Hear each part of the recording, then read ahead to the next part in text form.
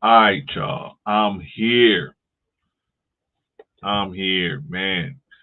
Good to be on the mic again. I just left the show uh earlier, a little while ago. Um, but I wasn't able to actually express what I wanted to express. So I said, "Oh yeah, I got a show. I could do it on my show." And welcome to Let's Talk the Better Black podcast. I'm your host, Brother Clarence, and I'm here. Um, and I'm here to talk about depression in black men. Now, the reason why I want to talk about depression in black men is because nobody talks about depression in black men. By the time you get to talk about depression in black men, a black man has already done something. He's already done something either to injure or fatally injure somebody, right? So we need to have these discussions and we need to figure out who are the black men that have this depression and mental illness, and how do we fix this problem? How do we fix this problem? What is depression, first of all? What is depression? Can we put depression in a mathematical sentence? Yes, we can put depression in a mathematical sentence. Depression is equal to the difference between reality and desire. What I want to be happening and what's really happening. The difference creates depression. That's what creates depression. I don't want my girlfriend to leave me, but my girlfriend left me. So my desire is for us to be together, but we're not together. The difference in reality and desire equals depression. Now, how do we mathematically solve this problem? How do we mathematically solve this problem? Well, there's only one side of this equation that we can control. There's only one uh, issue in this equation that we can control, and that's our desires. We cannot control the the reality. The reality has too many other factors involved with it for it to be controlled by us, by one person.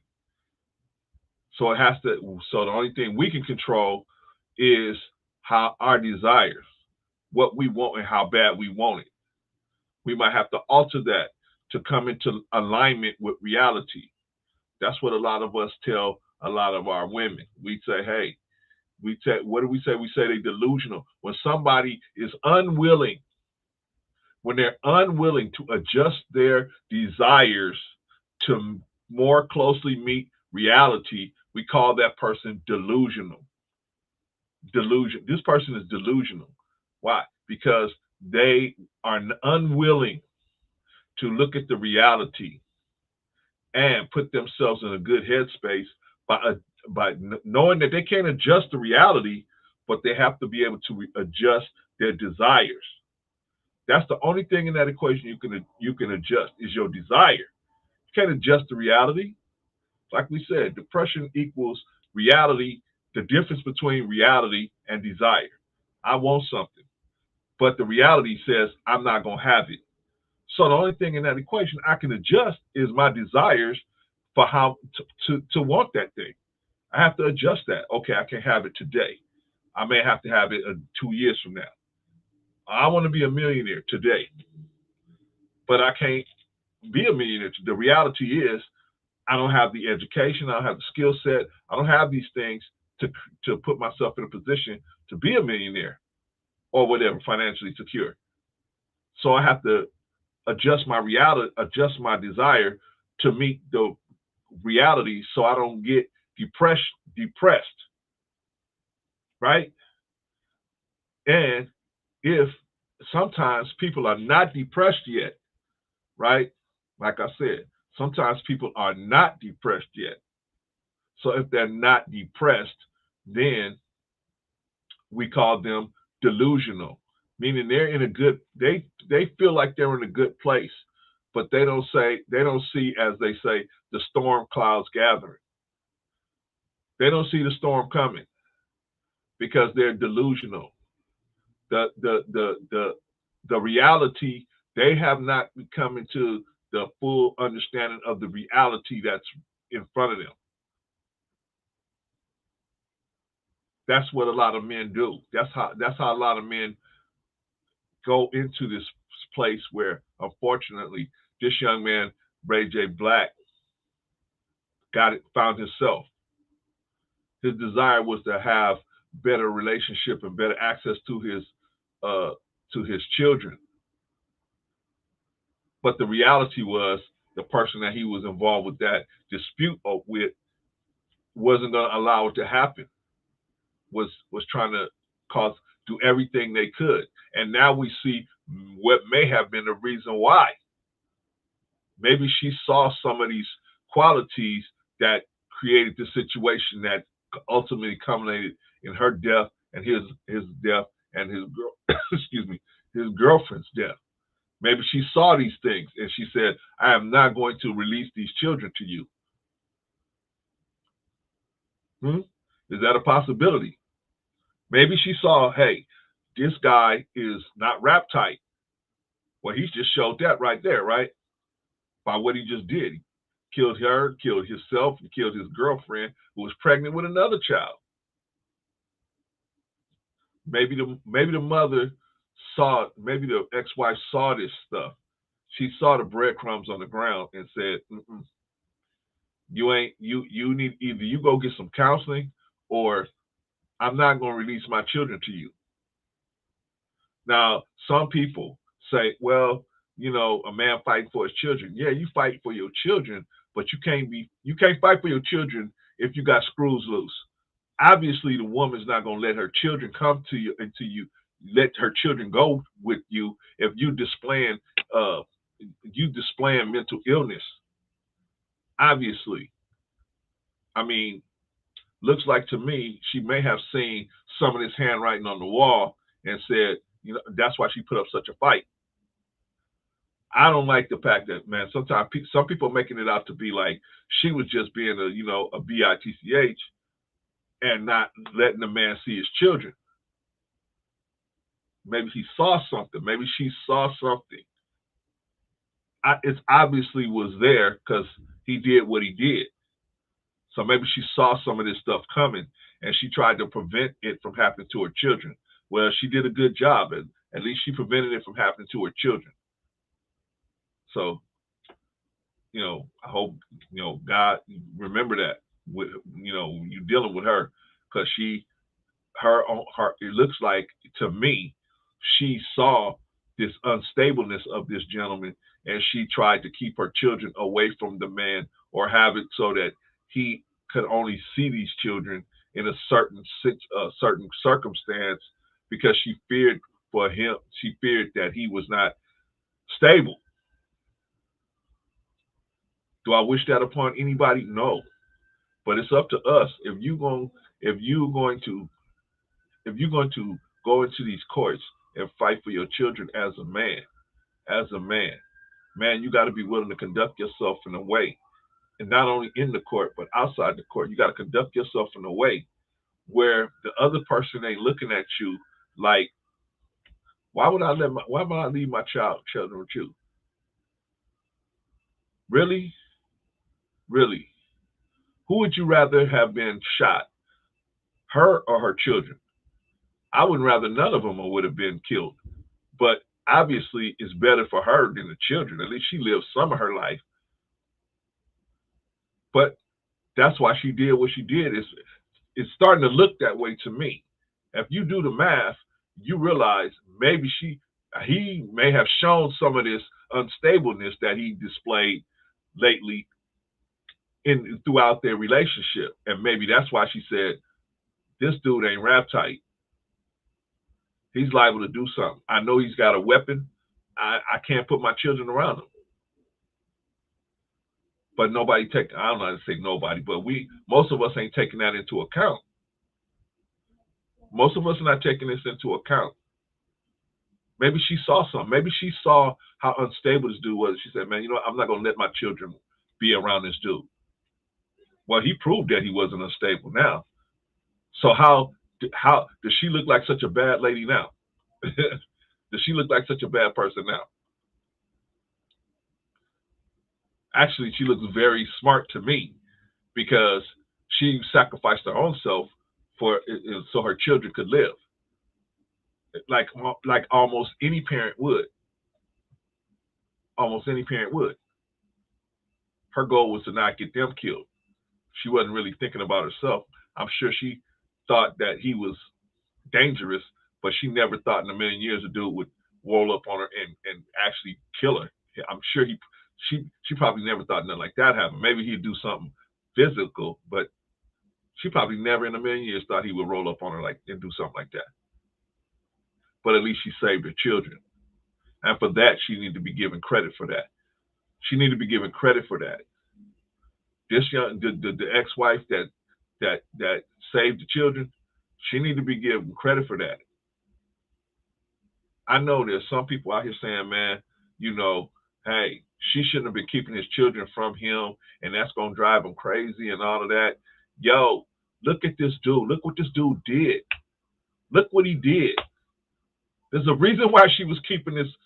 There's a reason why she was keeping her children from this guy. There's a reason why. This dude wasn't no Boy Scout skipping off the reservation over here. This dude has some issues that he wasn't addressing properly. And she, as the mother of those children, had the right to say, hey, man, if you ain't, I know you got weapons over there. If you ain't gonna address these issues, I'm not gonna read about my children on the news, giving them to you. Those of y'all that's out there saying, oh, well, she should have never been, keeping his kids from her. Really? Look what he did to her. Look what he did to his girlfriend who was pregnant with his other child. You trying to tell me there wasn't no screws loose? This woman wasn't intelligent enough to realize maybe this dude ain't rap tight. Not gonna give my children to him. And on top of that, he won't go get no help. I mean, at least they was trying to work with him. If he wouldn't get some help, he won't even go get no help. But everybody assuming that this dude didn't have no mental issues when he clearly had mental issues. But they're assuming that the lady didn't see that. Like it all of a sudden popped up. It didn't all of a sudden pop up. People that do stuff like this, it don't just all of a sudden pop up. There's breadcrumbs that lead right up to the situation.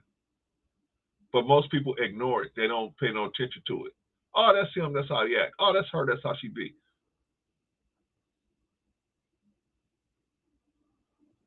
Now look. 4 dead people. 4. The girlfriend, the baby in the girlfriend's stomach, him, and the ex-wife. 4 dead people. She was keeping the babies from him because she saw that he wasn't mentally stable. But she's being made to look like the bad guy in the situation. That's the part I'm having problem with. How is she the bad guy? She tried to keep her children from being with a lunatic. This guy was a lunatic. He was supposed to go get help, court-ordered help, and he didn't go do it. But you want to take my children? I wouldn't let nobody take my children that I knew had a screw loose. I knew he was capable of doing some harm to them. The ex-wife already knew. She lived with this man. She already knew this dude is not wrapped tight. But some of y'all blaming her like it's her fault. It is not her fault. It is not her fault.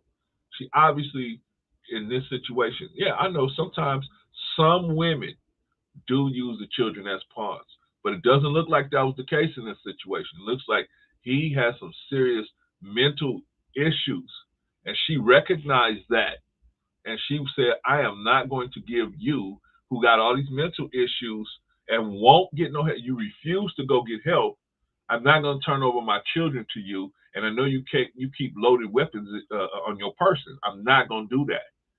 Can you blame her for that? Can you blame her for that? Can you really say, oh, it's your fault?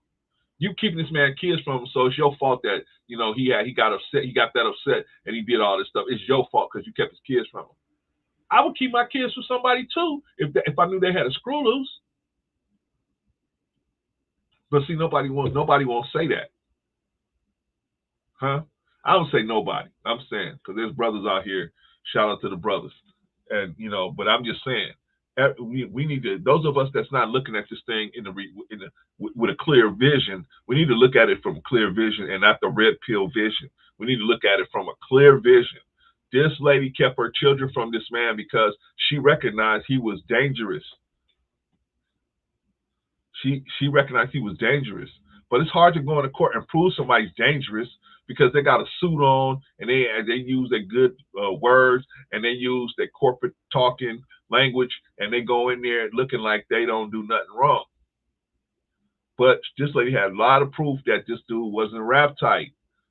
Besides the stuff that she witnessed just being in a relationship with him. That's the part I'm having an issue with because I see a lot of people blaming her. Anyway, so this man was depressed. Why was he depressed? Why was he depressed? Well, I told you before. I told you. Depression can be expressed in a mathematical equation. Depression can be expressed as a mathematic statement. And it's going to be, and the statement is depression is equal to the difference between desire and reality. The bigger the difference, the bigger the depression. Right? I already made that clear. And then I'll put the link out in a minute after I get done saying my diatribe. I'll put the link out, and if somebody got any issue against what I'm saying, you can come out and talk to me about it, and we could just discuss it. Right? So, like I said, depression is equal to the difference between desire and reality. I want something. But the reality is I can't have that. But I want it. I can't have it. I want it. I can't have it. This causes depression. Right? This has caused depression. It can also cause frustration. I want this. I can't have it. I want it. I can't have it. I get frustrated with that. And the frustration plus the depression, the frustration is the part that will push us into committing these vile acts, like this vile act that Mr. Black committed. These vile acts, that frustration is actually the moving point, the focal point on which we actually move out, because we get so frustrated, and it becomes a very big pain to us. It's so painful. The frustration is so painful. We want to do something about it. And so some y'all say, how can a man who has a good job, a nice fiance, she's pregnant with his child, he's got children and an ex-wife, how can this man just lose his mind and kill this lady and kill his fiance and their unborn child and himself? How can this happen? Sit tight, hold on. Buckle your seatbelt in. I'm going to explain this to you. Then you can go back and tell other people, and then they can say, oh, man, you've been talking to that brother over there, Brother Clarence. Man, you've been talking to him again. I can tell you sounding crazy as he is. How could this happen? How can a man go from being rational to going to a point where he's no longer rational? See, when you take somebody's life, you're not in a rational state of mind. You can't be, because the average person could not be rational and still pull that trigger and then go do it to somebody else and then go do it to themselves. The average person, that's not a rational act. So how do we go from rational to irrational? How? Frustration. Frustration is the fuel for irrationality, to being irrational. Frustration is the fuel. See, it's not only depression. Depression, you can sit there, and depression might not move you to do anything, right? But it's the frustration. When frustration comes into the play, now the frustration, that uh, feeling has power in it and energy to move you to do something. So now you're frustrated. And now frustration, first you be depressed, then you become frustrated, because the frustration is to help you move into creating a better situation. See, depression is not a bad thing. Depression is not a bad thing. It's to show you that something's out of whack. You need to go do something. The frustration comes in to give you the energy to go do something so you could change the situation. You're only making $20,000 a year. So you get depressed because you can't do anything. You're always out of money. So now you get frustrated because you're out of money. So you say, I'm going to go check into school. You go to school. You get a marketable skill. Now you come out. Now you're making $70,000 a year. And see, your depression and your frustration, it helped motivate you and put you in a better situation. So depression and frustration, they're supposed to be here, but they're supposed to drive us to do better. So then, if depression, well, Brother Clarence, if depression and frustration is supposed to help us do better, how can you explain when this man got depressed and frustrated, he did this awful act? Because in the situation we're in today, the way things actually operate is being hidden from us, right? Like when you go to the store, you don't even need cash money anymore. You put your card in the thing, boom, you pay for the groceries, you out of there, right? They just deduct it from your account. But see, they don't tell you what's really happening. What's really happening, your car got checked in, got loaded, got to connect with the network. The network got to connect with the bank got to connect back with it, make sure you got enough money in the account. Check your account. After they check your account, make sure you got enough money. They got to connect back into the store and let the store know that you got enough money, and they're going to take it off your card. And all that got to happen. But now it happens in real time. You just put the card in and they say approved and you walk out. But we don't really, so we have gotten so spoiled to the reality of things being hidden to us and how things really operate. So now we can't handle the reality of how things actually are. We can't handle it. So this man, instead of looking at the situation and saying, it's probably good that we're not together. It's probably good this lady didn't give me these children. I ain't rap tight. I'm not rap tight, right? Her mama, I mean, excuse me, her mama, the mom, the ex-wife, she realized, man, this dude is not, I can't, he's a safety risk. He's a security risk. I can't be putting my children in his custody. I don't know what he's gonna do. This dude is plumb loco, as they say.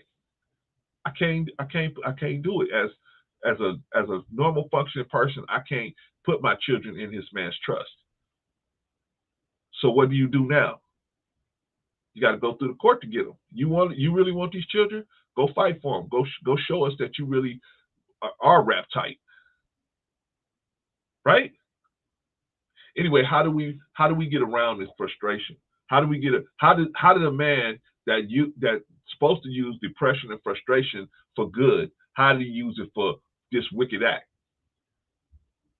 Number one, his depression. He was not willing. See, once you get depressed and you get frustrated, you have to readjust your desire. You have to readjust the time frame that you want your desires in. You got to readjust that. He wasn't willing to readjust that. He said, I'm not willing to readjust this timetable. I want this to happen now. And so it didn't happen the way he wanted it to happen now, and that further frustrated him. So he was already depressed in the wrong direction. Then he got frustrated to take action in the wrong direction. I'm going to make it happen right now. You can't make nothing happen right now. Nothing happens right now. You got to. It takes time to do almost everything. So that frustrates people, man. Especially they on the Disney time schedule. The Disney time schedule is you wave a magic wand, bang, and then everything happens, right? Cinderella spins around in a dress, right? But this ain't Disney. This is the real world out here. This is the real world out here. This dude had a screw loose. He had a screw loose. The mother saw that he had a screw loose. That's why she wasn't going to give her children to him. And she should be held up. She shouldn't be. It's not her fault that this happened. Hell, she was trying to make sure this didn't happen to her children. What would y'all have said? Those of y'all that said this is the mother's fault for holding back the children, what would y'all have said if she had gave her children to him and he would have killed the children? See, this all stuff is case by case situation. Can't just say, oh well, it's all these men women ain't letting their children, women ain't letting their exes see their children, and so she did the same exact thing, and that's why he did like that. Sometimes they see this person ain't rap tight. They're a very dangerous person. Like he proved it. By what he did, he proved it. He proved it. I wish that none of them would have got hurt, but I'm glad that the children are the one that's still alive. At least the children are still alive. How can a man go like that? Because sometimes people have a bug in their programming. They got a bug in their programming. What's a bug in the programming, Clarence? They have desires that are not righteous. You know what I mean? Sometimes it's not even the fact that they want the children. They want to win. Some people just want to win. They don't care about the children. The children ain't nothing. The children is just what they're using. They just want to win. I don't know what this man, but I know this much. I know the woman did a good job keeping them children away from him. I know that. Otherwise, they probably would have been the ones that got killed. She obviously saw this coming. She obviously saw it coming at some point and was trying to keep those children out of the line of fire. So how can somebody say that she was doing the bad? She did something bad. My opinion, she didn't do nothing bad. The man was depressed. I'm sorry to hear that. But we all get depressed, right? Told you. When our reality doesn't match our desires, that causes depression. Right?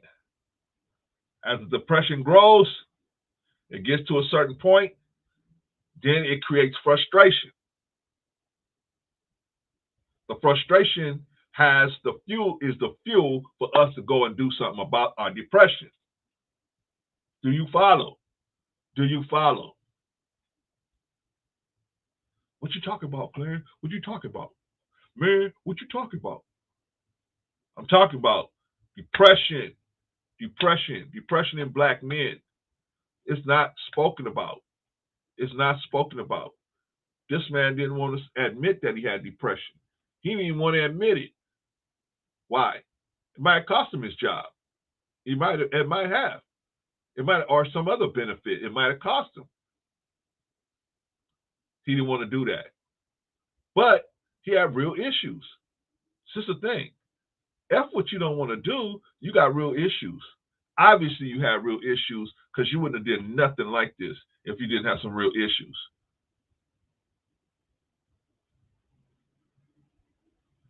You have real issues. And the ex-wife saw it. She was keeping his kids from him. Yeah, she was keeping his kids from him. Yeah, do you think? Guy's a fucking murderer. Of course she was keeping his kids from him. She saw it coming. She saw it coming. She know what day. She know when. She just didn't want her children to be caught up in it. So yeah, she kept her kids from him. She kept them from him. She saw this shit coming. Man, you on her side.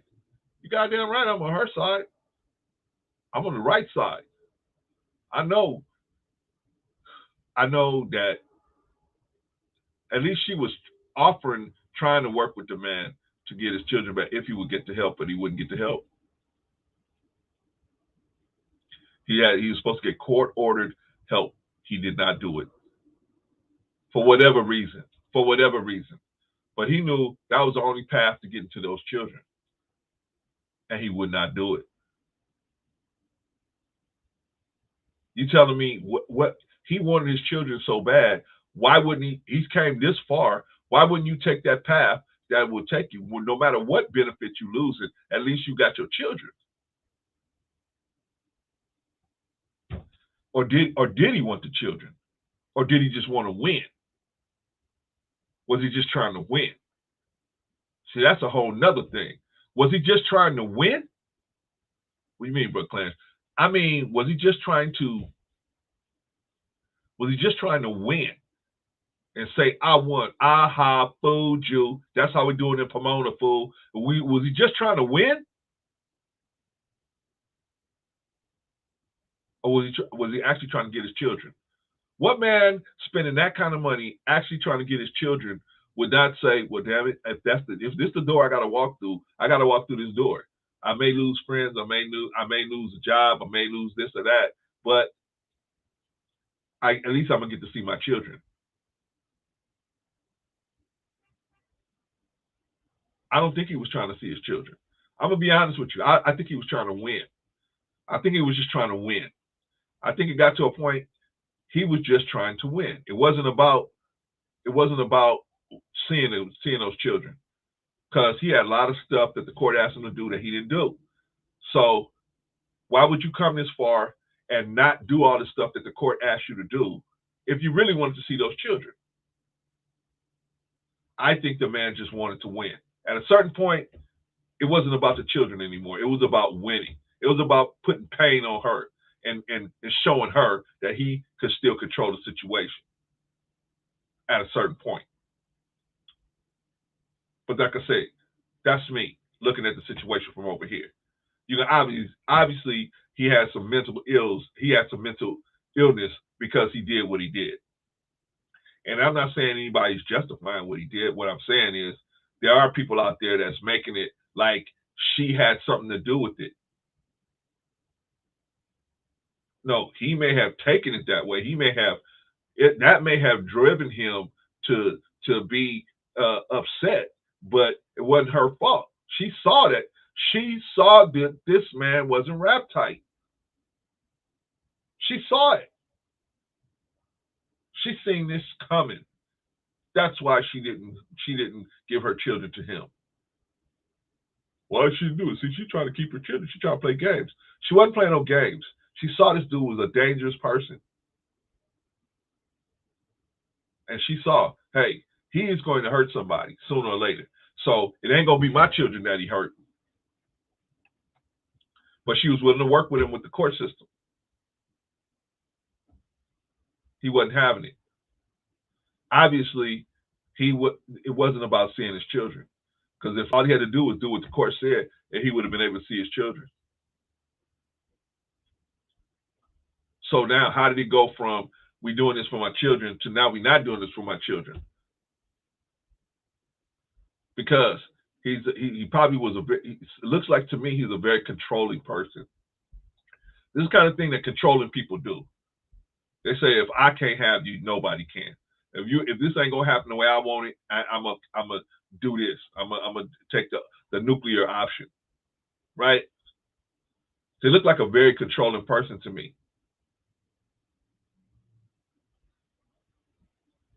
I'm not talking about there's dads out there that's trying to get their children, and the woman is playing games.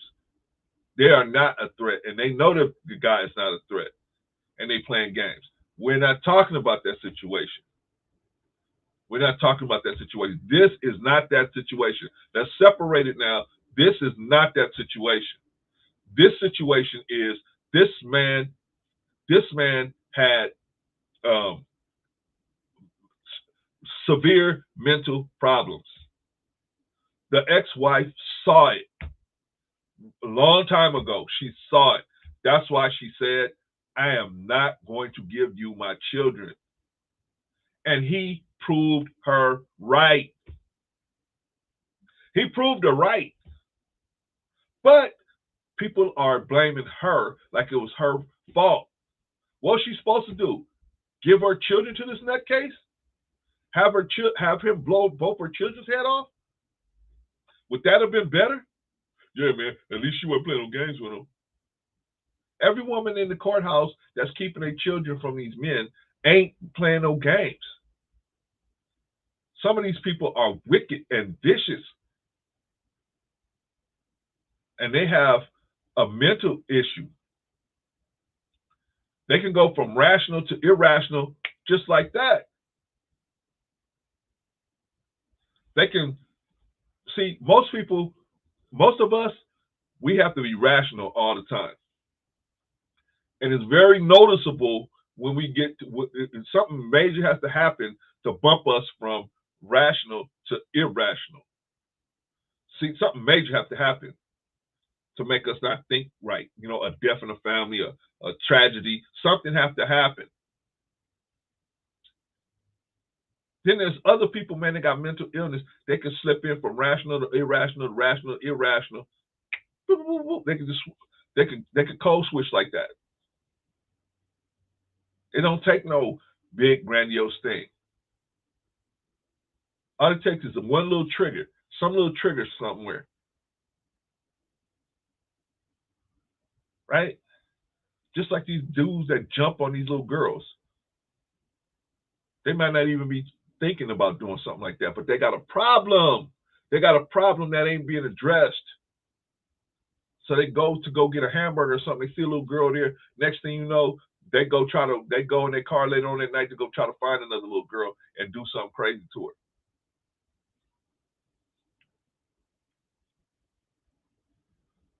See, some of these people, all they need is a trigger. They can switch back and forth from rational to irrational. There's people out there today didn't go to work today because they got triggered on the way to work. They got triggered on the way to work, and they ended up in some strip bar or prostitute escort thing, or they sitting in a room with a prostitute. They on their way to work. They're supposed to be at work. It's somebody right now was on their way home. They was on their way home, picked up a prostitute. Why? Because they saw somebody at work dressed maybe a little provocative, and it triggered them. We all got triggers. We all got triggers. What are these triggers for? These triggers are to let us know that about our desires. They're supposed to motivate us to get our desires, our righteous desires. But they can also be used to to motivate us to go after our unrighteous desires. And you got a world that promotes chasing your unrighteous desires in front of you. You live in a fish tank. This is a fish tank. America is a fish tank. And in this fish tank, the whole everything around you is promoting you to chase your unrighteous desires. If you got a wife but you want this woman, and you see this woman, you want her, forget the commitment you made to your wife. Forget that. If you want it, go get it. That's what this world teach you. You want it, go get it. No price is too high to pay for your own desires. Look at this man. He killed his wife and his ex-wife and his pregnant girlfriend. No price was too high for him to extinguish the frustration that he had. So he's supposed to extinguish your frustration with hard work. It comes depression, frustration, hard work, success. That's the steps in that. But he took depression, frustration, easy way out. Abracadabra. Abracadabra. Boom. He wanted a fast solution. Why? Because the world around us is tells you everything can be had in just a second. So when things don't happen in the time schedule you want right now, you get frustrated. You get frustrated. And then you want, okay, I'm going to make it happen. Not knowing hard work. Hard work comes after frustration. You exhaust frustration with hard work. You don't exhaust frustration with an abracadabra, a nuclear solution. You go work hard. You sacrifice. You take the time that it takes to build the reality that you want. Right? Like we said, you got depression. You got to build that reality. First comes depression. Then comes frustration. Why? Because frustration is the fuel I need to change the depression. I need fuel. If I stay depressed, I ain't gonna do nothing. I'm gonna sit on this couch. So God gave me frustration so I could look at a situation and say, damn, it's nasty in here. I'm gonna get up and go clean up. And I put the work in to clean the place. Now the end result is the place is clean, and my reality more matches my desire. Depression is the difference between reality and desire. What you want and what actually is going on. That is the difference between those two is depression equals the depression, the level of depression.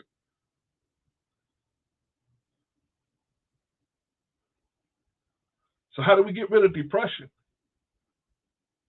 We get rid of depression with work, hard work. Hard work is the only, hard work and sacrifice is the only solution. I'll give you three things. Hard work, sacrifice, and discipline. Those are the only things and used in fusion to get to the other side. That's the only way you kill depression. If you take a nuclear solution like this dude did, yeah, you can fix your depression that way, but you end up hurting other people. I'm talking about you fix your depression and you're still here. And it's a benefit to other people. The way you fix your depression is a benefit. You got to go talk to a doctor. You got to go to, okay, you can go talk to a doctor. But I'm telling you, man, you ain't got no degrees. You ain't got no degrees. How you going to tell me? This man got a degree. He been to school. Yeah, I know. I know. But I just sit here and wait for them to come and defeat the math that I gave you. Come on, all you degreed Negroes. I'm waiting for you, the degreed Negroes. Come on and get me. Come on and bring some mathematics that goes against what I just said. I ain't getting this out of my toolbox. I'm getting this out of, God gave it to me. I'm reaching in his bag and grabbing, and I'm never going to run out. I'm never going to run out. Why? Because I'm tied in. I'm plugged in. I keep talking and talking and talking for 6, 7, 8, 9, 10, 12, 24 to 48 hours. As long as I'm plugged into the God. I'm plugged in. And I know, and I trust God. God ain't going to give me no information that's bad for you. Give me information to help you. Now let's keep on talking about these black men and depression. Depression in black men. It's a lot. Why? Because we as black men, we don't know what we should know, and we don't know that we don't know. And so our perspective is always jacked up. We don't know that we got a problem. We don't even know we don't even know we got a problem. Anybody tries to come and tell us that we got a problem, we call them haters. Sound familiar? Sound like something we've been telling black women, huh? Anybody comes and tells us, hey, brother, you might want to check it. You might want to go see a doctor. A doctor? I'm cool. I'm straight. Like I said, that's our tagline. I'm cool. I'm straight. Are you, brother? You don't look straight to me. And that crazy car you driving, and that the crazy clothes you got on, the crazy way you got your clothes, and the crazy way you live in your lifestyle. How you straight? I'm straight. I'm cool. Brother, maybe you need to go and talk to somebody. Somebody. I mean, maybe you say, I don't want to talk to a licensed person. Okay, well then maybe you should talk to a pastor or a teacher or a sheikh or imam. Somebody in the temple, somebody in the church, somebody maybe somebody, a faith-based person could help you. If you don't want a person that got the book learning, maybe a faith-based person could help you. But see, we as black men, we take that as weakness. Anything besides you winning 100%, you going at 100%, we as black men, they look at you as it's weakness. Oh, it's weakness. Why? Why is it weakness? It ain't no weakness. For you to just come out, and be like, you know, I got a problem, man. I can't go bowling tonight, man. I got to go see my therapist. Shit, even Tony Soprano had a therapist. I mean, there's nothing wrong with therapy. There's nothing wrong with therapy. If you need it, there's nothing wrong with it. But what do most black men look at it as? Most black men look at therapy as, I'm too smart for that. I'm cool. I ain't got no weakness. I ain't got no chinks in my armor.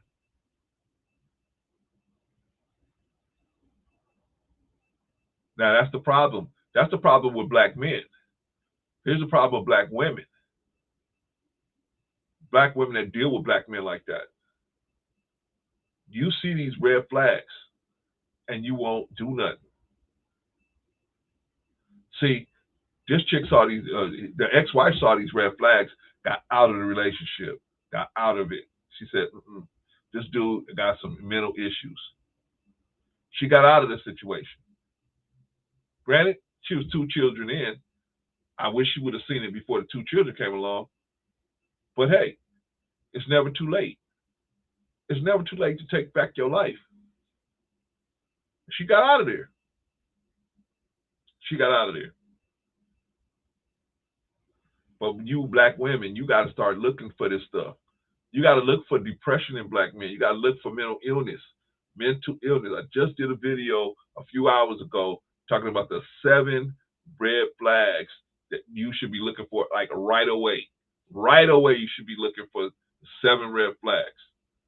If you're trying to get into a long-term relationship with somebody, you consider them to be somebody you would consider for a long-term relationship. There's 7 immediate red flags you need to be looking for. Go check that video out. Maybe I'll link it to this.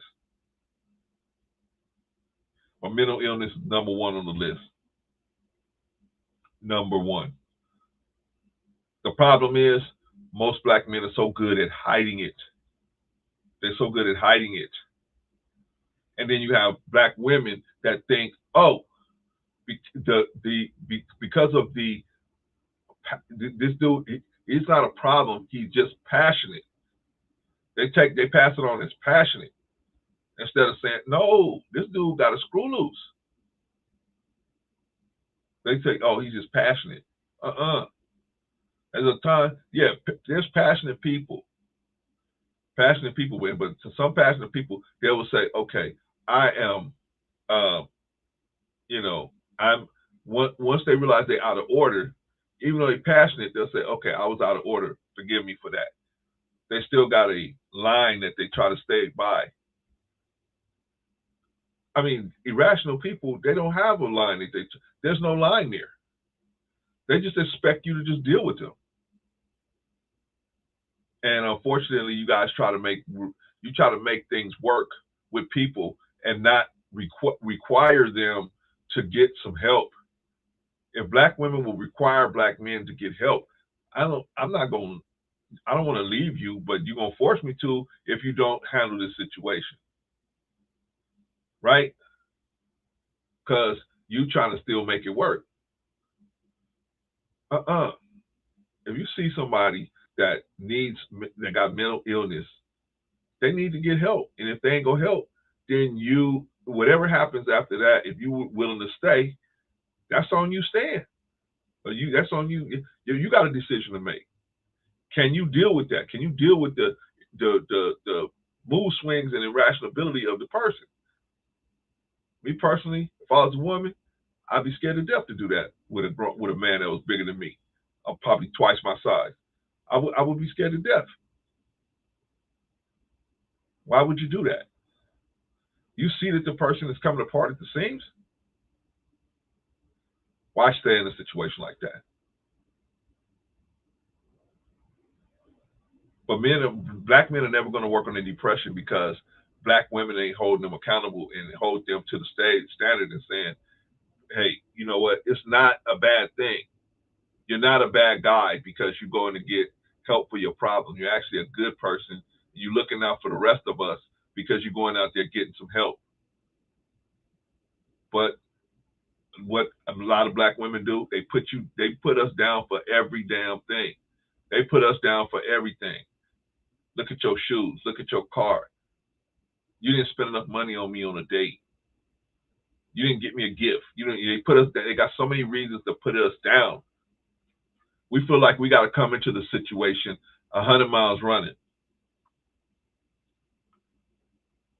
Some guys don't never feel like they adequate enough to date women, especially black women, because they so what's the word, critical of us. In most cases, not saying every black woman's like this. I'm just saying in most cases, especially when they got a lot of options. When they got a lot of options, they're very critical because they got to be, because they gotta cut the fat. They can't sit around, playing games. They got to cut the fat. So they got to be critical. But we as men, we don't understand that. I'm saying, yeah, you can be critical, but at the same time, you don't have to be vicious. You can say, brother, I'm just trying to give you some advice. What you should do is go get you some help, because I don't think you're thinking in the right line of thinking. I don't think you got the right line of thinking. Yeah, I mean, the average guy's gonna be upset over that, but it's better that somebody tell them. Now, I would suggest you telling a person like that you don't know very well in person. You know what I mean? That's something maybe you could say, hey, look, are you feeling okay? It's nothing wrong with going to see a therapist. Lie. Say, I did it. I went and seen a therapist and I'm better. Or my brother went. You know what I mean? We're just trying to stop all this senseless violence.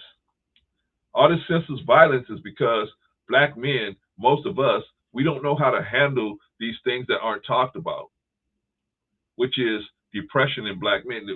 Depression in black men, we run around acting like it don't exist.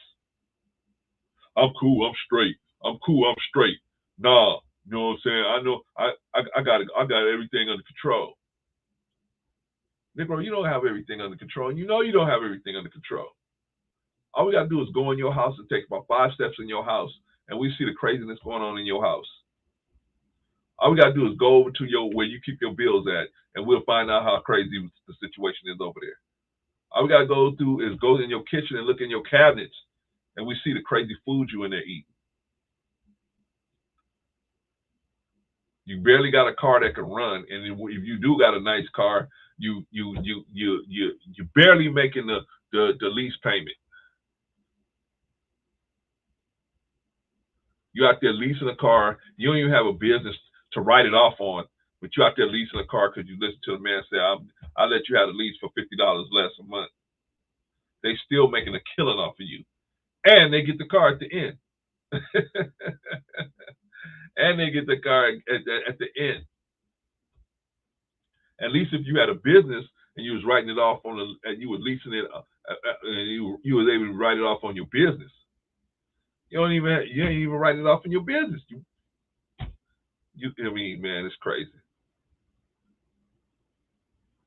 It's crazy. But we're not thinking as black men, because we don't get the encouragement to think as black men. So how do we fix this depression? I told you how we fix it. God gave us a tool to fix it. The tool that fixes depression is frustration. Frustration is there to fix depression. Why? Because frustration has anger wrapped in it, and the anger has the fire to ignite you to go out and do something and make something happen in a righteous way. Brother Clarence, you talking crazy once again. Once again. All right. Put me in a good line of people, so I'm just telling you the truth. So you got to have the frustration, and the frustration drives you into hard work, discipline, and sacrifice, all wrapped in together in one big ball. And once you apply all of that and patience, off you go. The more you're willing to work hard, the more discipline you have, the more you're willing to sacrifice, and the more patience you have, it's going to bring your reality, it's going to bring reality closer to your desires. And when reality is the same as desires, and those two are the same, depression goes away. The depression equals zero because it goes away. People that have their desires, that they whatever they desire, they can make it materialize in real time. They're not depressed. They're not depressed.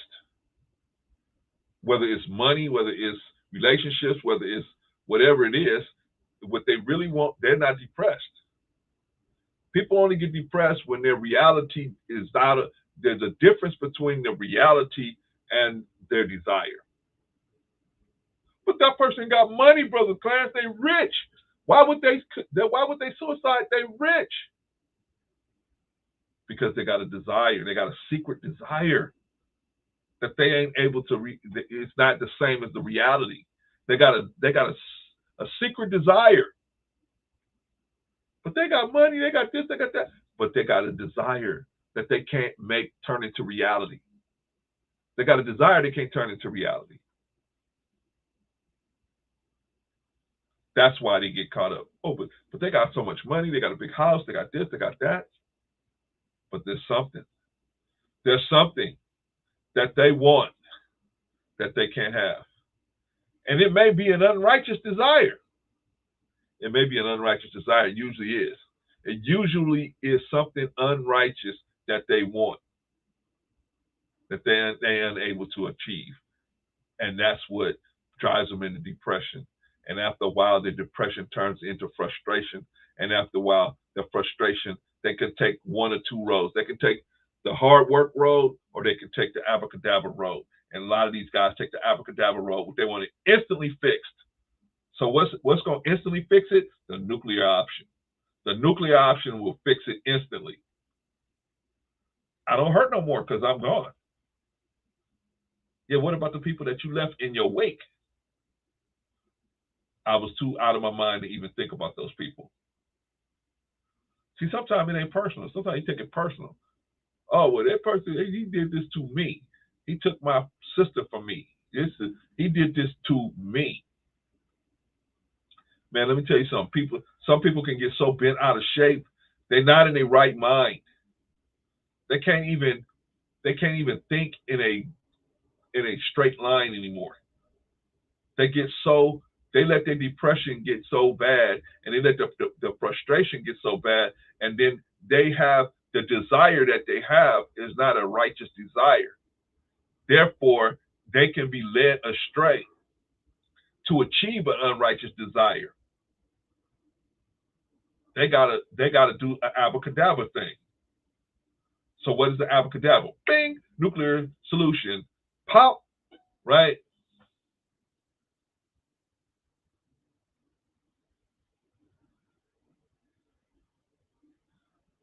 Depression, depression is here. God gave us depression. Why? Why, Brother Clarence, would God give us depression? Depression is here to let you know something's off. Something's off. You need to get to work. That's what depression is here to tell you. You need to get to work. There's something you need to do. Well, I mean, if I'm depressed, can I just talk to somebody? Let me tell you something. Let me tell you what these counselors are going to tell you. I'm just putting it in the math. I'm going to tell you what these clinicians and these counselors are going to tell you. They're going to tell you to adjust your desire. They may say it a different way, but basically what they're going to say is you need to adjust your desire. Bring your desire down closer to the reality. Right? Bring your desires down. That way you ain't going to be as depressed because there's not as much of a difference between your desire and the reality. But what do they call a person who desires is out there and the reality is a whole other thing? What do they call a person like that?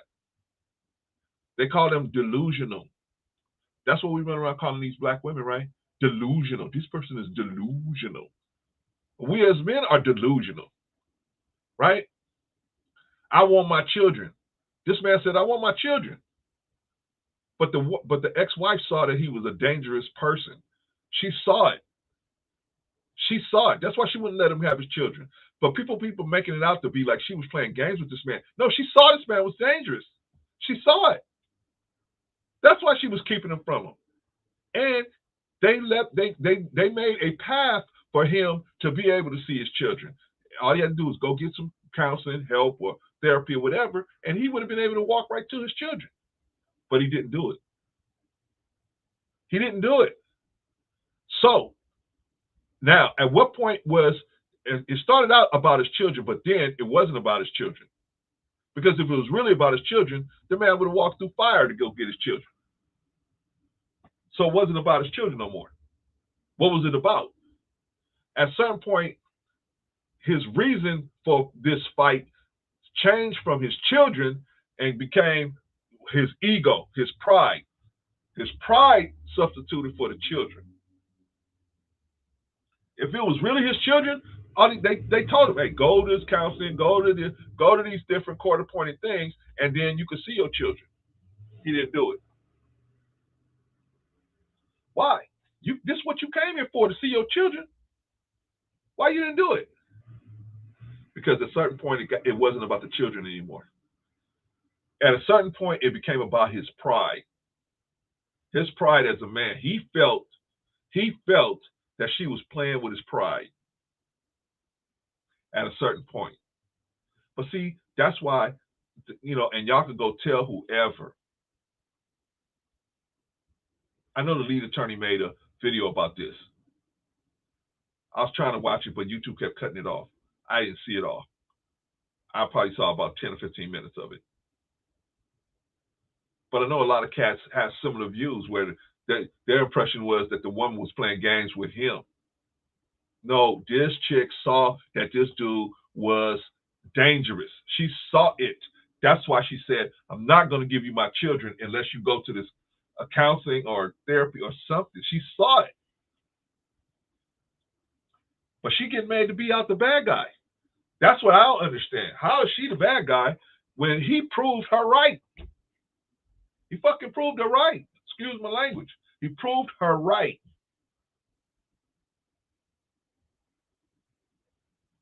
I'm just glad that she had the guts to fight back, push back against the dude.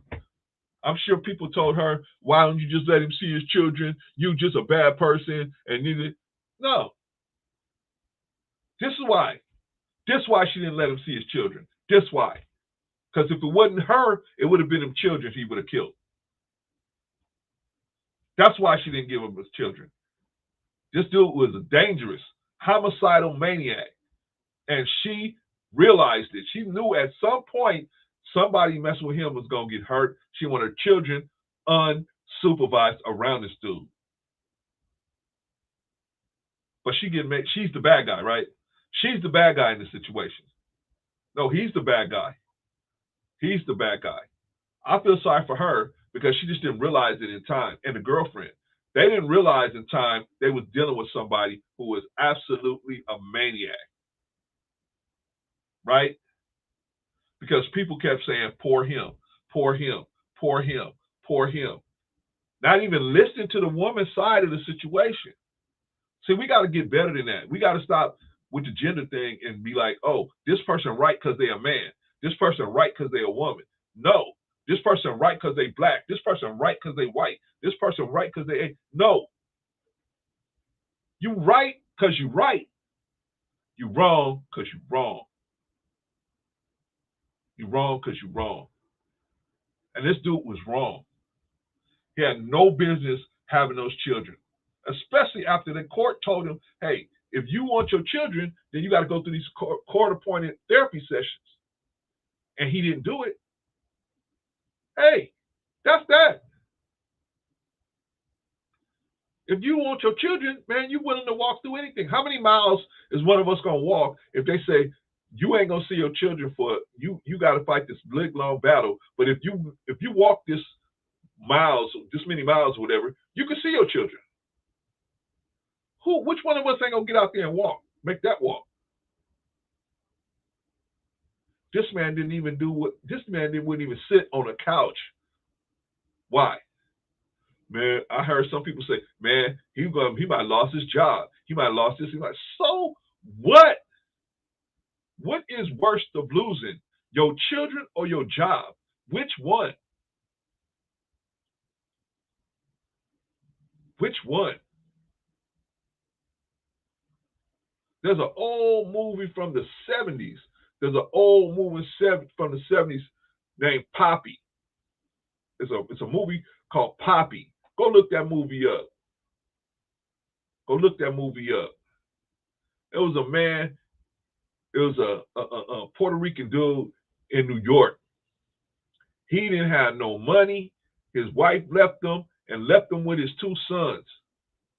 He didn't have no money. So what he did was he told his sons, he said, he came up with an idea to make it look like his sons came over in a raft from Cuba. That's what he tried to make it look like, or the DR or whatever. But he came up with this idea. So he told his sons, hey, I'm gonna put you in this raft. When they come and get you, you only speak Spanish. Don't speak no English. Don't speak no English. So he put him out there. He started studying the tide patterns and he started studying all this stuff. Finally, the day came where he put him out there in the ocean. He put him out there in the ocean, and he knew he can only put him out so far, because if he put him out too far, it's going to take him back out into the ocean. So you only put him so far because the tide is going to bring him back in, right? So he put him out there. He gave him provisions or whatever, but he put him out there. So when the people came and rescued him, they was all on the news and everything. They was in the hospital. It was in the news. People had put stacks of toys up for them, stacks of everything, right? So they was in the hospital in there because he wanted them to have a better life than he could provide for them. So he decided to put them out there and make it look like they came from Cuba, and people would adopt them and they would have a better life, right?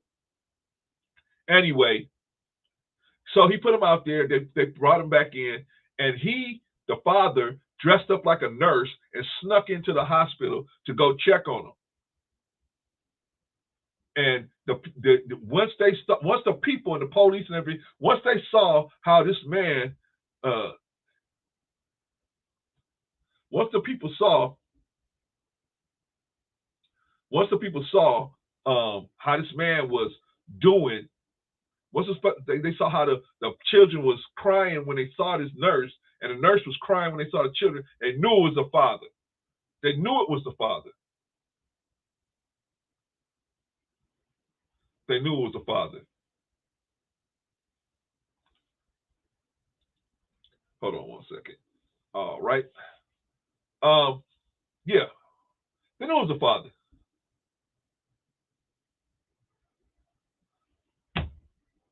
But so what happened? The children went back to the father.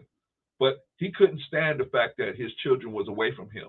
Even though they was going to have all these toys and live this whole big life, the man couldn't stand it. He went back into the, he didn't even have, if he would have just never went back into the hospital, they would have been able to have that life that he was, that's the whole point of all of this. And at the end of the movie, they're walking back down the same street in New York City where they was always walking down the street just as poor as ever, but they had each other. They had each other. So I'm saying, what man is going to let his children go? What decent man, I should say. There's some men, they don't give a damn. But I mean, what decent man is going to let his children go? If the court say to you, hey, you got to go to this court-appointed, therapy session to see your children, that ain't nothing but a thing. That ain't nothing but a chicken wing.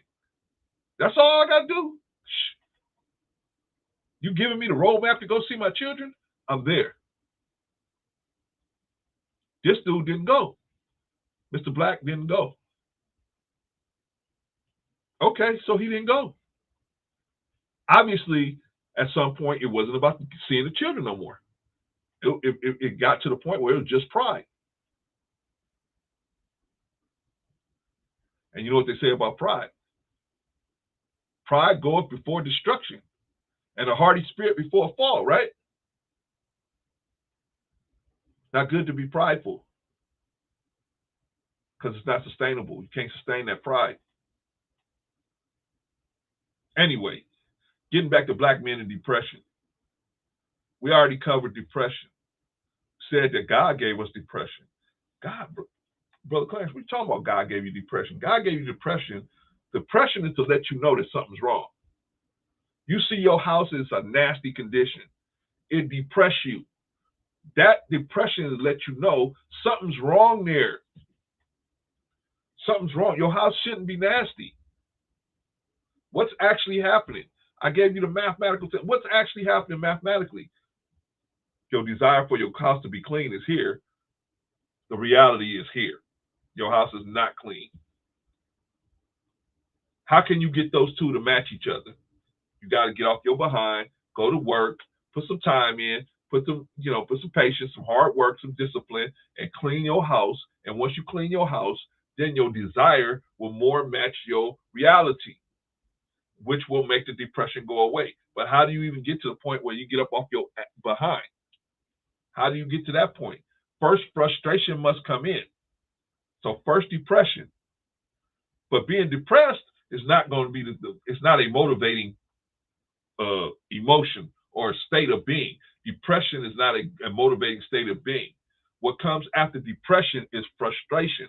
Frustration has anger mixed in it, and anger is the ignition that will get us off our butts to go do something and create the reality to more match our desire. See, God gave us depression so we can see what's wrong. But sometimes our desire is an unrighteous desire. That's why we always got to check ourselves. I say a lot of videos about checking other people, but you got to check yourself. Got to make sure you're on the right path. You have the right thinking. Because if you have the wrong kind of thinking, what's going to happen? You're going to chase your unrighteous desires.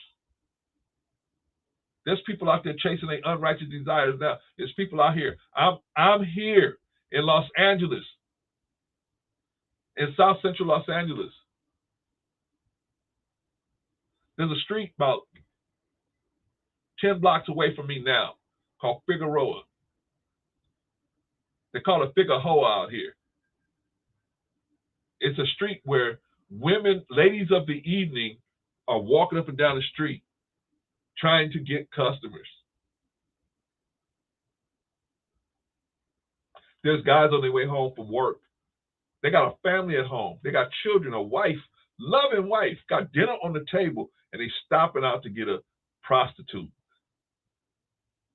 Do you think they want to marry this prostitute? No. They have a desire, and they have a state of mind. They're trying to move their state of mind from where they're at to a certain reality. And the only way they can do that is in their mind is to go and be with a prostitute. It's gonna knock it out just like that. Gonna knock it out just like that. They don't want to marry no prostitute. They don't even look at a prostitute as a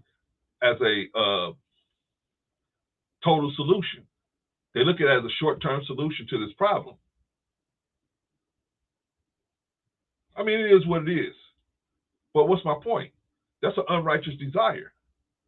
What you really need to do is go home and talk to your wife. Hey, I need this is what I need from you. If you don't give it to me, then we're gonna have to make some changes around here. That's what should happen. Because you mess with prostitutes, you might end up bringing something home, or you might not end up going home. You might end up in a sting or something. It's a dangerous world out here. Dangerous world out here. For people that don't have discipline, it's a dangerous world. This world is dangerous. You got to have discipline out here. But where are you learning discipline? You learn discipline in elementary school? No. You learn the fear of rejection in school. The fear of rejection. That's how you learn. The fear of rejection. And you don't do well, you're going to be rejected by your teacher. You're going to be rejected by your classmates. You're going to be rejected by everybody. You don't have the right clothes, you'll be rejected. You don't listen to the right music, you're going to be rejected. So that's how you learn, through the fear of rejection in school. Nobody says, hey, you got to have discipline. Maybe if you get into some athletics, you might have discipline. You might find out a little bit about discipline. But in high school sports, what's really the case is the phenoms are who get the and they a lot of times they just they're God gifted. They don't have a high rate of discipline. They're just gifted. They're usually bigger than everybody, stronger than everybody, so they're gifted. So if you don't learn it in elementary school, you don't learn it in junior high school, you don't learn it in high school.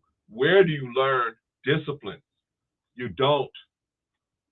You don't have a social program that everybody goes to that you learn discipline. Why? Because in an unrighteous world, discipline is not good for unrighteous world. In a world that wants to make money off of you, they can't be going out here teaching you discipline. Otherwise, you'll be disciplined with your spending. You'll be disciplined with your diet. You'll be disciplined with your exercise. You'll be disciplined with your weight. You'll be disciplined with what you put into your brain.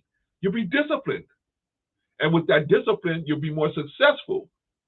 And you won't therefore be in as much debt as they want you to be in. You won't be as much under the need, having such a high need for government intervention. There's some people that they don't need government intervention. They're super rich. They don't need government intervention for their lifestyle to run. But do you think this country would do well if everybody was like that? They don't want everyone like that. They want most of the people to be under the rule of the government and to look to the government for the answers for their issues, not look to themselves. But that's a whole nother story. But I'm just saying, people have unrighteous desires because we live in an unrighteous world. We live in an unrighteous society for the most part. I'm not saying everybody's unrighteous. I'm saying for the most part, this world is worried about getting the money out of our pockets, then teaching us how to live and survive righteously. That's the reality of that. Now, how does that relate to this young man who took his own life and took the lives of these people? Because he had an unrighteous desire. He was not mentally stable enough to take these children. But he wouldn't allow that reality to become his understanding. He wouldn't. So what do we call that? When somebody won't look at reality and accept reality, we call that person delusional. This man was delusional. He really thought this lady was going to give her children to him. That's why he had a 3-year custody battle. You really thought this lady was going to give her children to him? She saw the handwriting on the wall, and he proved her right. He proved her right.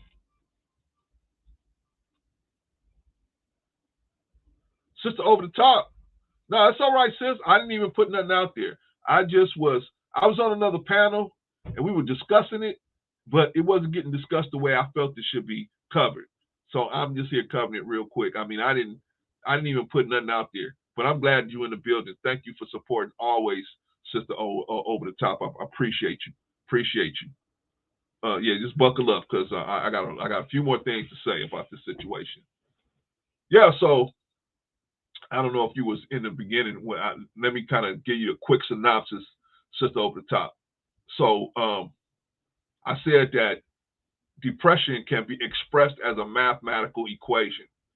I said that depression is the difference between desire and reality. The difference between desire and reality is depression.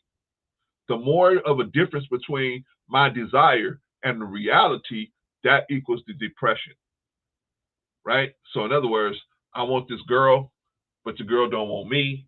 And the more I try to talk to her, she don't talk to me. Sister Keisha, glad to see you in the building as always. Glad to see you in the building. Buckle up. I'm still explaining where I've been talking about. So, like I said, depression is the difference between desire and reality. I desire something, but I can't have it. I desire it, but I can't have it. And the more I desire it and the more I can't have it, the more depressed I get, right?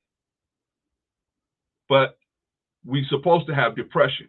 I'll explain it real fast. We're supposed to be able to be depressed. God gave us depression. Why? Because so we can see when something's wrong. See, I'm in a nasty house.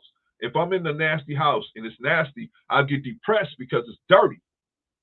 It's dirty. I'm depressed. So what happens after depression? Frustration. Frustration comes after depression because frustration has anger in it, and we get angry that the situation is the way it is, and the anger fuels us to do something to make a change. So I get up because I'm so angry that I let this situation get like this. I start cleaning up everything. So now I'm not depressed anymore because my desire is for a clean house is exactly like my reality of a clean house. They're matched, and so therefore there's no need for no depression. Those are natural desires, right? Those are natural. I mean, righteous desire. But sometimes we got unrighteous desire, like this man, Mr. Black. He had an unrighteous desire to have his children. He wanted his children, but the lady, the ex-wife, saw that this man was dangerous. She said, I am not going to let you have these children because you are dangerous. You're not wrapped tight. I know there's a lot of content creators out here saying, oh, well, she dragged it out for 3 years. It's her fault that he went off. No, the reason why she dragged it out for 3 years is because she saw that he was a nutcase. And he proved her right. He proved her right. The thing I don't like is the ex-wife is being made to look like the bad guy in the situation. No, the ex-wife was the good guy. The ex-wife was the good guy in this situation. She tried to keep her children safe.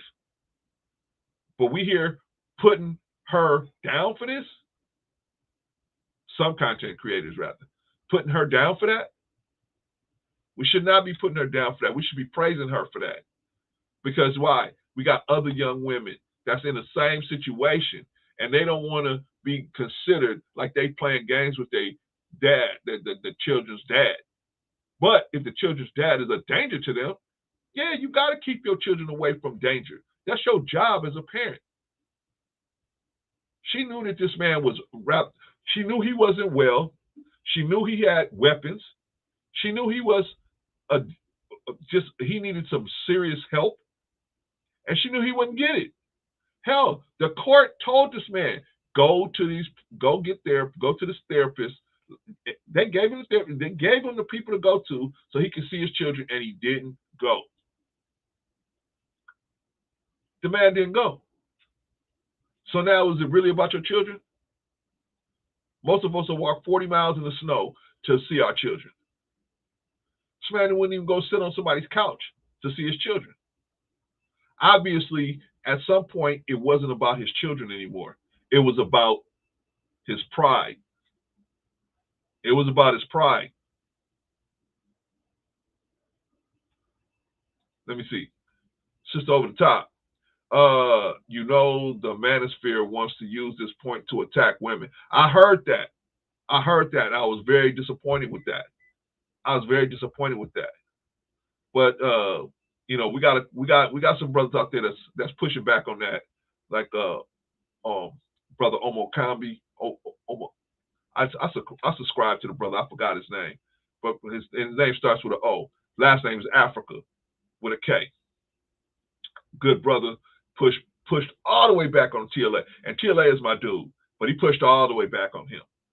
Pushed all the way back on him. And not only, but TLA is not the only guy that I saw out there putting out content that kind of made the woman look bad. I saw a bunch of content creators doing that. So it's over the top. The system failed her as well. Yeah, it did fail her. The system did fail her on a lot of fronts. But you see what I'm saying? It's over the top. You know, this lady was made to look, she's being made to look like she's the bad guy in the situation. All she did was keep her children from this man who obviously was a nutcase. She saw it years ago. She saw it. But she's being made now that she drugged this thing out for 3 years. Yeah, because she was protecting her children. She saw that this dude was capable of what he did. I don't think she thought it would come to at least that far, but she said, shit, you never know. We ain't gonna test the theory out with my children. I don't blame her. I don't blame her. But I just don't see how the manosphere tried to make her look like she's the bad guy when he proved her right. She wouldn't let her children go with him because she felt he was too dangerous. And now he did this, he proved her right. How can you use this as something against her? How? But they finding a way to do it. They finding a way to do it. Just like some of the women on the divested side, they'll say, oh, see, all black men are going to commit this kind of violence. They'll throw us all under the bus, right? So it's just that those two groups going at it. When instead of doing that, we should make a situation where it's acceptable when you are depressed to go talk to somebody. That way, if you go talk to the person, they can find out if your desire is righteous. Because if it's unrighteous, then they can tell you that it's unrighteous and maybe you need to drop that as a desire. They can tell you, wait a minute. Because we've all had that happen, right? Somebody told you, you want this person. But they tell you, hey, sister, over the top, that person ain't no good. That man ain't no good. Your friend ain't no good. But we got a desire to be around that person, right? But when they tell us, hey, this person ain't no good, eventually we'll say, you know what? This is my mama. This is my daddy. This is my brother. This is somebody I really trust. They wouldn't tell me that this person ain't no good just to hurt my feelings. They must see something that I can't see. And eventually what? You drop that desire to be around that person. But it wasn't a righteous desire. You wasn't trying to be around them in a righteous way. You was trying to be around them because you felt being around them was some benefit to you. And you was willing to put yourself in a bad situation to do it, and your people recognized it and they try to put you up on the game. Real talk. Sister over the top. After the blame is done, are they shouting out the solutions? I haven't seen that. And well, you know what? The solutions that I saw was stop playing with these children. But you know what? I'm just looking at the situation, Sister over the top. I don't see that in this case. Yes, are there women that play games? Yes. We can't deny that because that is the truth. Some women do play games. But that's not all women. That's not all the cases. And certainly not this case. Certainly not this case. She He proved her exactly right. She kept her kids from him because she realized he was a danger to himself and other people, and that's why she drugged the thing out so long. As you could see, he proved her right. He proved it right. Case closed. Done. If he really wanted his children, he would have went to the court-appointed therapy sessions. I mean, if he really wanted them, he would have went to the. But see, in manosphere, there ain't no solution. Just like the divesting community, there ain't no their solution is a nuclear solution. Hey, forget all black men. Go be with men of other races. No, only way you should be with somebody of another race is if you truly care about that person. If that person truly care about you and you care about them, but to go just be with them just because men of your own race have run into problems, that's stupid. And I would tell anybody that, white or black. This is about righteous. We gotta start thinking in a way of a righteousness, where we think like, oh, what's the best way to move forward in a constructive way? What's the best way to move forward? I agree with you, Sister Over the Top. They should be having solutions over there, but in the manosphere, they got a lot of nuclear solutions over there, and in the divesting community, they got a lot of nuclear solutions over there.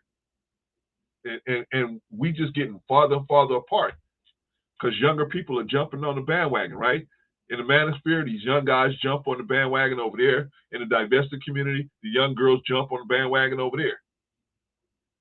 We're just getting farther and farther apart. Instead of looking for a logical and rational solution. How do we get out of this mess? Well, you know my thing always. Y'all know how I say you got to vet these people. See, this kind of stuff won't even come up if you look for red flags up front. Don't even get all invested in somebody until you spend time with them to ask them enough questions looking for red flags. See, people can hide in the beginning, but you know how the best way to break somebody down? That's why this is what the police do. They ask you questions. They just keep asking you questions until you finally crack. That's the best way to do it. It's a time-proven way to get to the truth is to ask questions. Just keep asking questions. You eventually will get to the truth. And then once you get to the truth, then you can decide what you're going to do. This lady got to the truth. She already saw how she even leave him in the first place. She divorced him because he must have been dangerous. He had some domestic violence in his background. So I'm assuming she had some with him. She was not going to let her children go to this man, knowing how dangerous he was, knowing he had weapons, knowing he had the propensity for violence. She wasn't going to let her children go unsupervised to this guy. I think she did a great job. Unfortunately, she lost her life in the process, but I'm sure if you could bring her back right now, she'd take another bullet to make sure her children were alive. She'd take another one to make sure her children were alive. That was her whole goal. She accomplished her goal. So I got to give her credit. She accomplished her goal. Her goal was to save her children. She never said, I'm going through this court process to keep myself alive. She said, I'm going through this process to keep my children safe. And she did that. So props to her for that. Rest in peace. Props to her. Props to her for that. Because I think the rest of us that got sense in our head, we would take a bullet to keep our children. I'd take 10 bullets right now to keep my granddaughter alive. No problem. No sweat. Do it. So, that being said, let me get back on my program. So now, when does the nuclear solution become? When does the nuclear solution become on the radar of a person that's depressed? When does the nuclear solution become there? Because they have a desire that is um, unrighteous, and they're not willing. It's either unrighteous or unrealistic. The timetable is unrealistic, and they want it now. They're not willing to adjust their time schedule for to make it turn that into a reality, turn their desire into reality. They're not willing to adjust the time schedule. I want it now.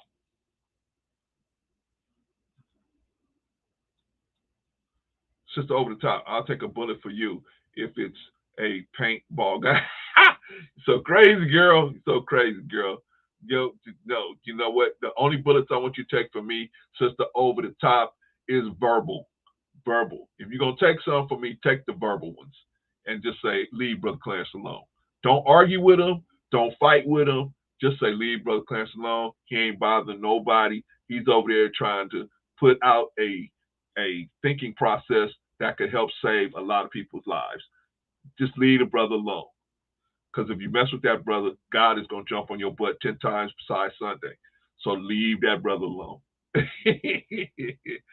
But I thank you, Sister Over the Top. I thank you for that.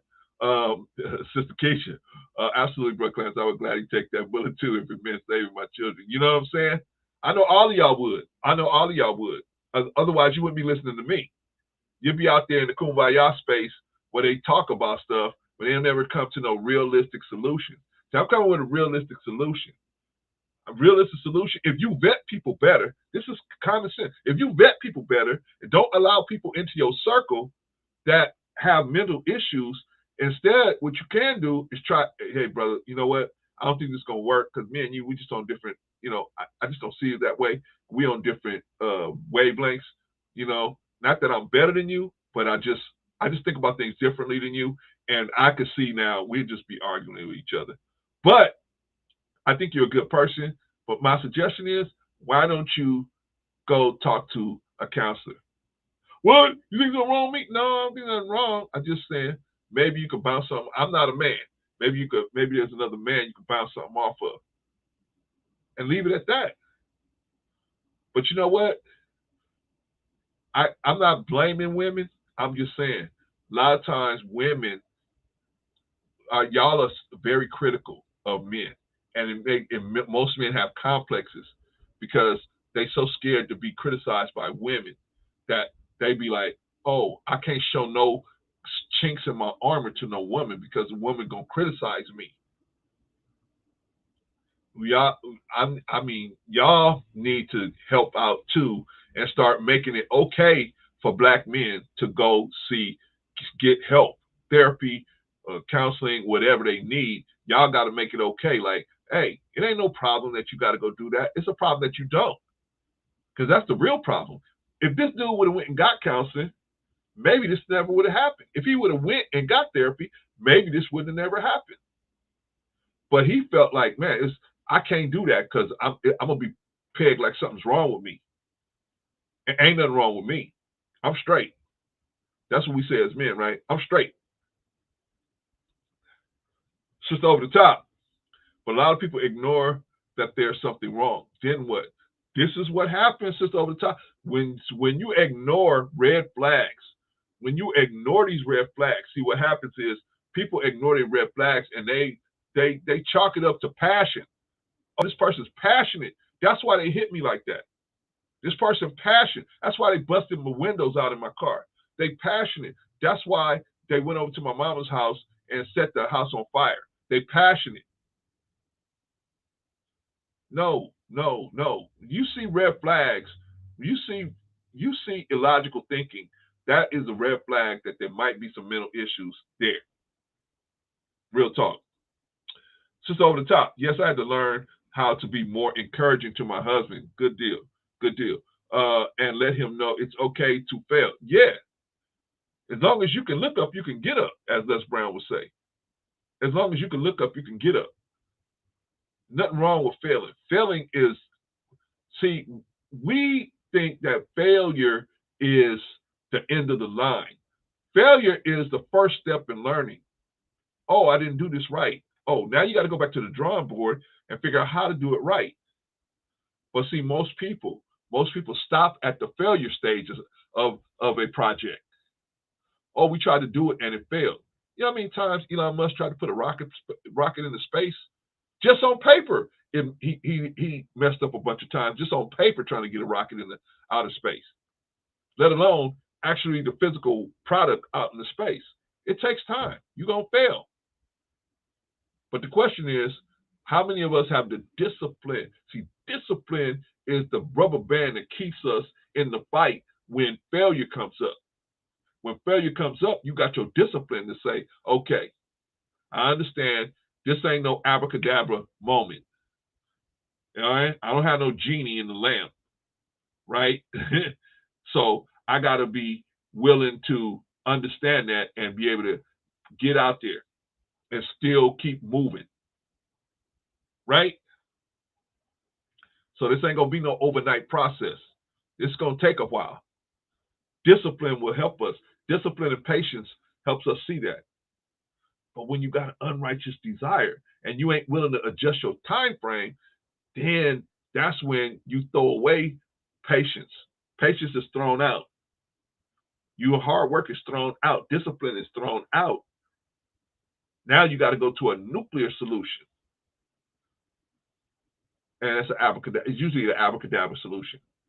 I want it now. I want to feel better now. How am I going to feel better if I'm gone, if all of us is gone? The object of my pain is gone. I'm going to take the object of my pain out, and then I'll feel better.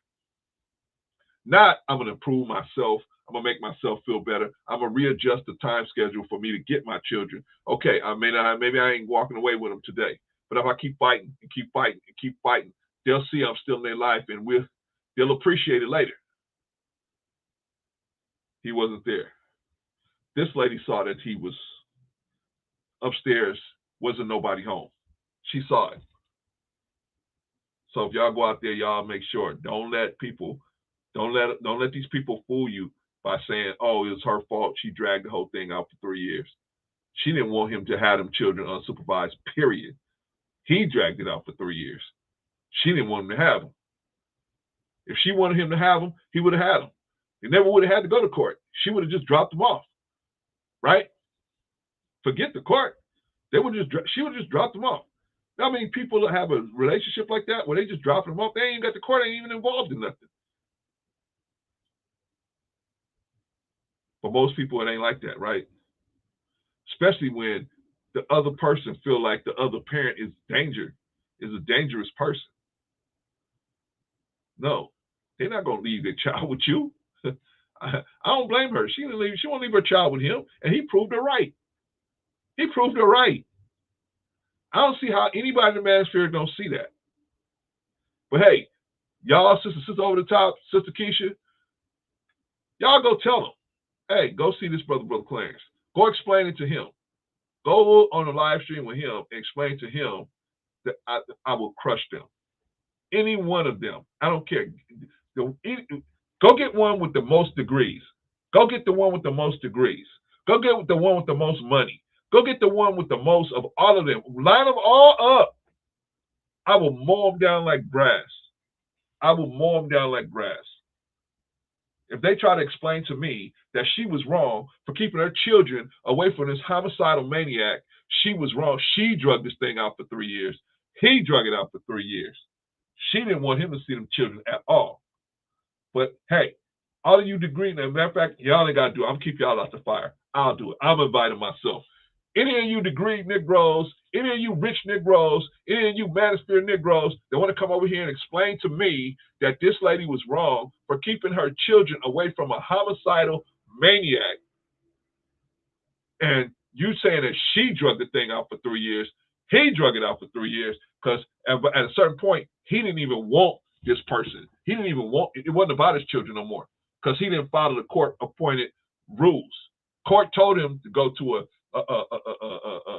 therapist. He didn't go. So he the one that walked away from the situation. Sister over the top. Oh no, I'm not saying nothing to that mob. Yeah, you're right, sister. Don't listen to me. I just get emotional sometimes. I get emotional sometimes. I just have a small channel over here. You're right. You're right. And I definitely don't want you to get my arrows over there. I can take my arrows over here. So no, that's okay. But I appreciate you. I know you do it if I really ask you to, but I would never ask you to do nothing like that. I'm just talking right now. I just got a little emotional. No. I want every arrow with my name on it. I want it to come to me. I don't want nobody getting my arrows. I want my arrows to come to me. So I know they'll eventually find their way over here. Sometimes they do. Anton has found his way over here. A couple others. So eventually they'll find their way over here. That's fine. But I want them to come over here and tell me, hey, you wrong. You ain't looking at it right. Oh, really? Explain it to me, brother. How's I'm wrong? He proved her right. How am I wrong? How am I wrong? You know what? I'm gonna finish this live stream tomorrow. Hold on. Sister Keisha, and it is true that he was a registered nurse. Yes, he was. All three of them were registered nurses. Him, the ex-girlfriend, and him, the girlfriend, and the ex-wife. They was all registered nurses. I think him and the girlfriend worked at the same place, but I think the wife worked at another hospital. Yeah. So they were all nurses. It's bad situation. Bad situation. But he just wasn't rap type. But see, like I said, people with mental illness, I told y'all on the other live stream or the other video I did, where people with mental illness, they become good at hiding it. That's how they get to 20 years old. That's how they get to 30 years old. That's how they get to 40 years old. But you see that there's something just ain't right with them, right? Or they get to 40 years old and they single, good looking person, good talking, good looking. But why are you single? If you look that good, if you're that good of a person, why are you single? Because they've been able to hide this mental illness. They've been hiding it. They hide it. Just like a dude with a porn addiction. They hide it. You ain't gonna see it up front. You gotta look for stuff like that. You gotta look for stuff. People say, I'm gonna be here at 5 and show up at 9 o'clock. And they ain't got no real answer that makes sense, or they do it repeatedly. You gotta say to yourself, something ain't right here. Something is not right here. Why does this person need big chunks of time to be gone away from here? Unexplained, big chunks of unexplained time to be gone away from here. What's going on? It's not like a dude saying, hey, I'm going to play basketball. I'll be back in 3 hours or 2 hours or whatever. Right? It's like a dude just be gone. Hey, where you been? I just, I don't know. I just been out. I just couldn't, I just was trying to think. What? Again? You're supposed to be here at 5 o'clock and you show up at 9:30 at night? What's going on, brother?